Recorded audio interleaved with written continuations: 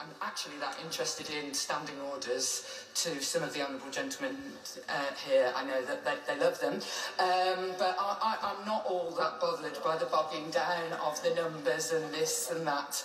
I am interested in politics mattering to people in this country and for them feeling like they can change it. And if I could thank the ministers on the Treasury benches for anything, the people in our country felt this week like they could change something they didn't like when the government had to undo its deeply unpopular decision. But the more we degrade this place, and for some of us, that is considerably more dangerous than it is for others. For some of us, it every day screams in our faces that democracy has been undermined. It is dangerous if we don't get the standards in this place right and that we don't do it together, collegiately, in the proper process, which has, up until last week, largely been my experience. And it is a shame that on this occasion, that was not the case. I do have to go and talk about other things in another part of this house, but I am just going to finish by saying, in the one rule for the people outside this building and different rules for the people inside this building, it has been phenomenal for me this week to see the different contracts that organisations like Randox have been given without a tender process. And I speak as somebody who spent hours and hours of my time working in charities,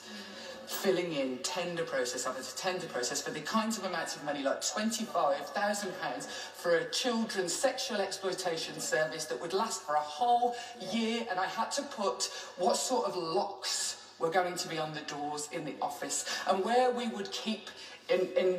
how we would lock the filing cabinets, and hour by hour home office contracts that I have worked on, where literally the staffing hour is given out in 15-minute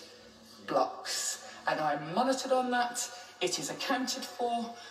and I find that what I needed was hundreds of thousands of pounds to pay somebody in here to make that a little bit simpler. And we can blame COVID all we like, but I sat and filled in the government paperwork for grants for organisations that were offering refuge accommodation during the COVID-19 pandemic, and there were pages and pages where they had to reply to multiple different organisations, multiple different departments, and I helped lots of charities do it, and I didn't charge anyone a single bean. And so I will finish on saying there is one rule for the people in our country, and there's seemingly another rule for enormous, friendly companies who are willing to pay the people in here.